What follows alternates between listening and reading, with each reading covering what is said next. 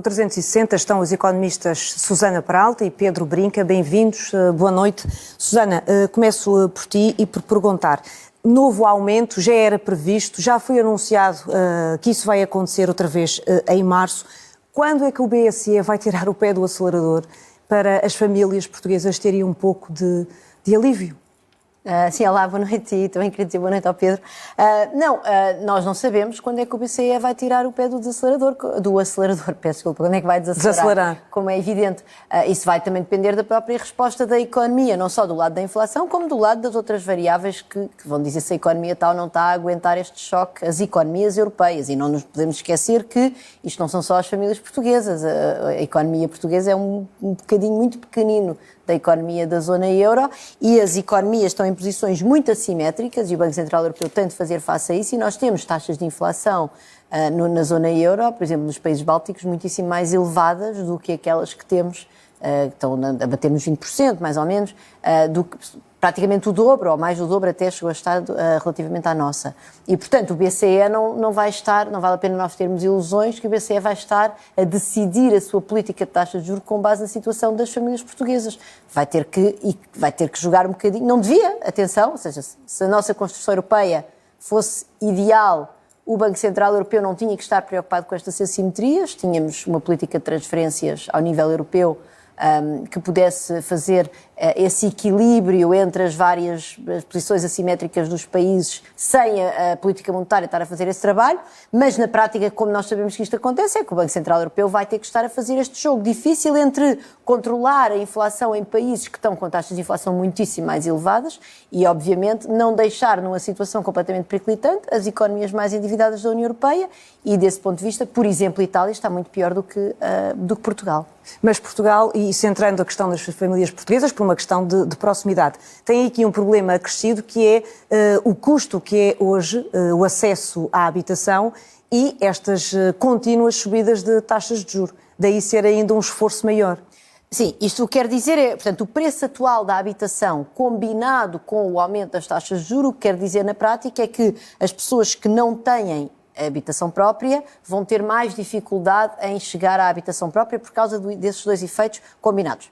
Também não é de excluir que este aumento da taxa de juros, em algum momento, leva a uma desaceleração dos próprios preços do imobiliário, embora isso vai sempre ter efeitos assimétricos do ponto de vista regional, portanto não é nada claro que, por exemplo, o preço do imobiliário vai baixar nos centros urbanos, mas poderá ter um efeito, precisamente porque essa dificuldade das pessoas em terem acesso ao crédito para comprar casas com a carestia com que elas estão, leva, enfim, é um efeito que levará certamente a diminuir a pressão sobre os preços, não em todo o lado igual, porque também o tipo de comprador que compra as casas mais caras, por exemplo, dos centros urbanos, são até compradores que nem sequer recorrem ao crédito. Há pessoas que estão a comprar casa neste momento sem recorrer ao crédito. Mas depois temos o efeito nas pessoas que já têm empréstimos. Nessas pessoas que já têm empréstimos, o preço neste momento da casa não tem um impacto nelas, até pelo contrário, tem um impacto até positivo, favorável. Podem pensar em vender a casa para não se colocarem em dificuldades. Não estou a dizer que isto é fácil. A questão é saber que casa é que compram depois. Quer dizer, à partida, vamos lá ver, um aumento do preço das casas para as pessoas que já têm casa nunca é muito difícil ser uma má notícia. É evidente que as pessoas podem não querer mudar de casa e isso causa outro tipo de situações no bem-estar das pessoas que não vale a pena estar agora aqui a discutir. Agora, do ponto de vista daquelas pessoas que têm empréstimos, de facto, o aumento da taxa de juros que provoca, como nós temos uma prevalência de empréstimos a taxas variáveis, vai provocar um aumento da prestação da casa, que muitas pessoas já estão a sentir, e aquilo que nós agora soubemos com o anúncio de Christine Lagarde é que esse efeito vai piorar e que em março vai voltar a piorar. E, portanto, quer dizer que as pessoas estão a enfrentar um horizonte de vários meses com aumentos da sua prestação da casa, e isso enfim, vai ser difícil para algumas pessoas acomodarem no seu orçamento familiar. Pedro, é possível perceber quando é que esta aceleração, estes aumentos vão deixar de acontecer ou ainda não é possível?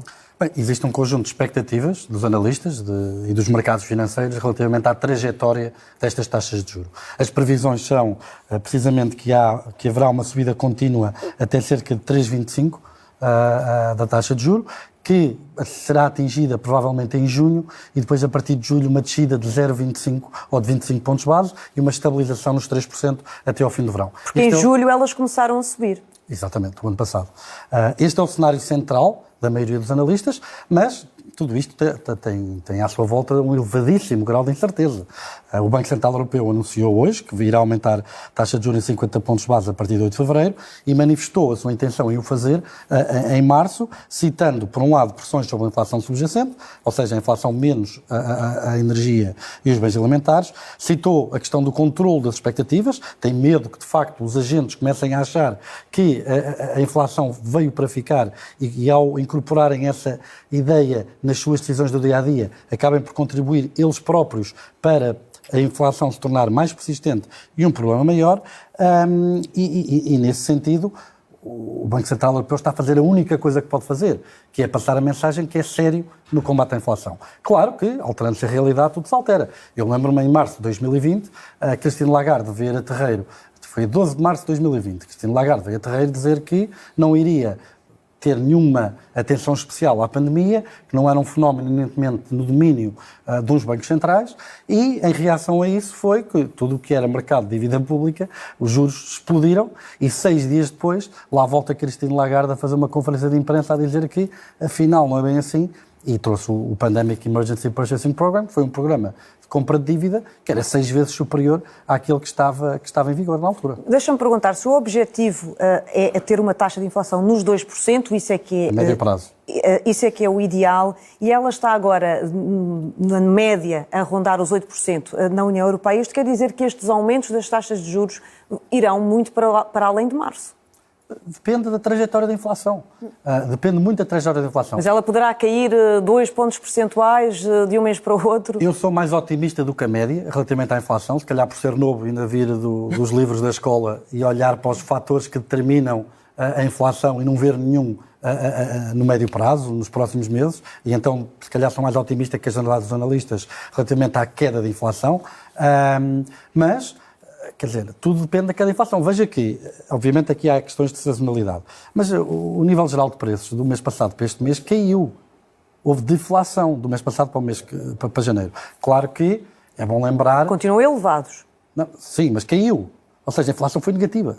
Está a ver? De mês para mês. O que é que isto significa?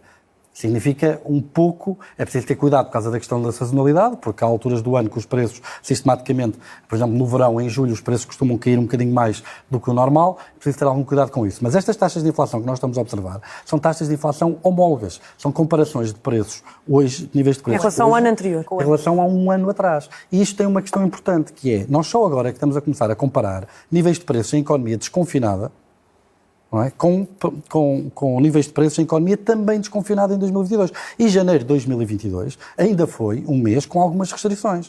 A partir de fevereiro, março, já vamos comparar preços na Europa, que estão a acalmar, com níveis de preços em fevereiro, março, abril de 2022, que sofreram uma subida galopante, de uma economia que já não estava desconfinada, de uma economia que esteve sujeita a um acumular de poupança que, quando a economia abriu, as pessoas foram todas para a rua e meteram pressão sobre preços de bens e serviços, numa economia que estava estruturalmente ainda frágil por via das disrupções das cadeias de abastecimento e logo com a crise energética e com a guerra na Rússia. Por isso, é nesse sentido que me parece que eu estou bastante otimista relativamente à trajetória da inflação e que acredito que provavelmente este cenário central que eu lhe descrevi relativamente a taxas de juros até poderá ser não verificado. Vamos ver.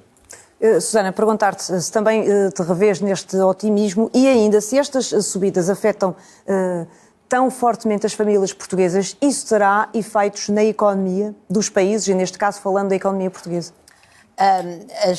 O aumento das taxas de juros não tem um efeito apenas nas famílias, tem também um efeito nas empresas pela via do investimento, e esse é, aliás, um dos objetivos do aumento das taxas de juros, é fazer com que haja um arrefecimento da economia, um arrefecimento da procura, que vem nas famílias, porque, por exemplo, as pessoas não vão pedir crédito para comprar casa, já falámos disso, mas mesmo para comprar bens duráveis, como eletrodomésticos, carros, etc. Portanto, há um desaceleramento da procura e do lado das empresas há projetos de investimento que não vão ser executados porque o acesso ao dinheiro, o dinheiro está mais caro, o acesso ao crédito está mais complicado.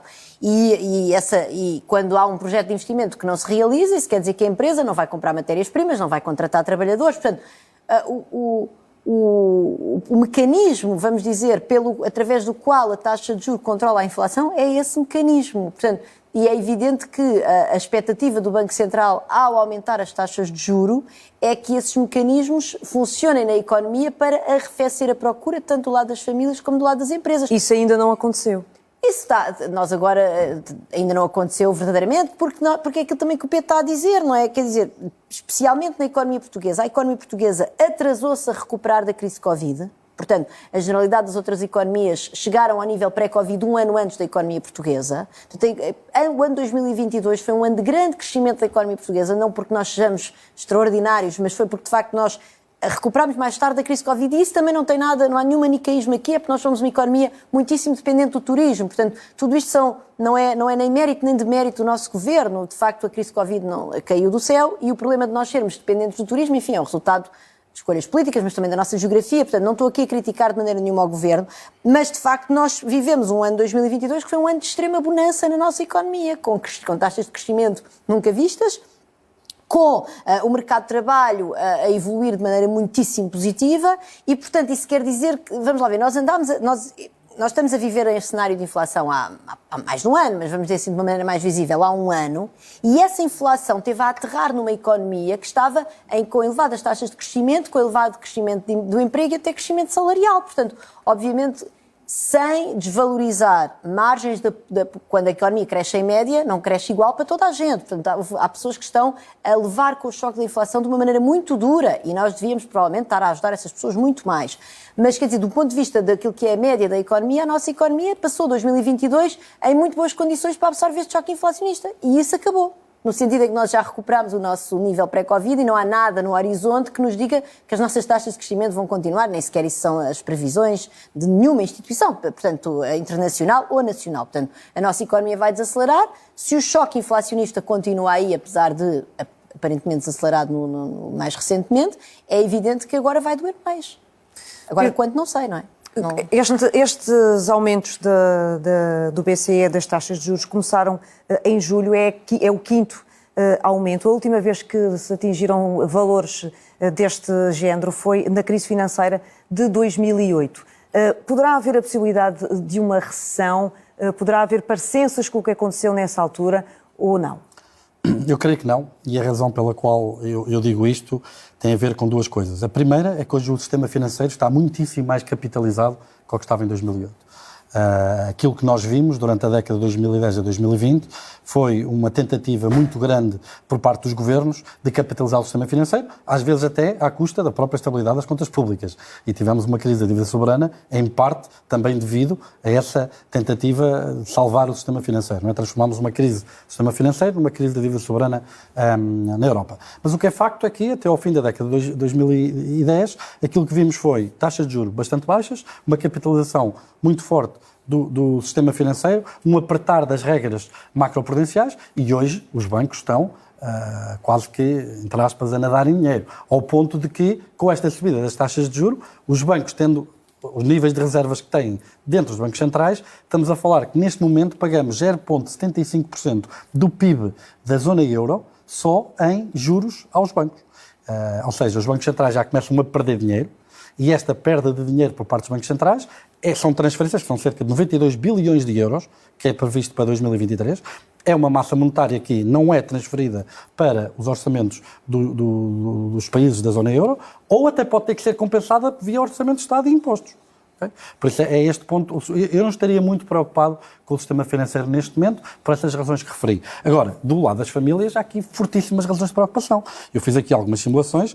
Nós, em Portugal, o montante médio de crédito à habitação são cerca de 127 mil euros. Obviamente que a média é pouco caracterizadora da distribuição, porque as casas em Lisboa, na área metropolitana de Lisboa, custam 336% mais do que a média do país. Na área metropolitana do Porto, 180% mais do que a média do país. Não obstante, um empréstimo de 126 mil euros para pagar em 33,5 anos, que é a maturidade média destes créditos de habitação, em fevereiro de 2021 pagaria uma prestação de 342 euros. Se a taxa de juro continuar a subir até aos 4,5%, a Euribor... Há analistas que prevêem essa... Estamos a falar de 611 euros. 611 euros. E como a média não é uma boa caracterização da amostra, e olharmos, por exemplo, para as famílias de classe média das áreas metropolitanas, se calhar aqui já, nestes números, se calhar um bocadinho classe média alta, um empréstimo de 300 mil euros a pagar em 33,5 anos passa de uma prestação de cerca de 800 euros, 812 euros, para 1.270 euros. É de facto, se for 3,5%, se for 4,5%, chega aos 1.450 euros. É de facto um aumento muito grande e a fazer lembrar esses anos de 2008 para a frente. Pedro Brinca e Susana Peralta, obrigada pela presença. Obrigada. Boa noite.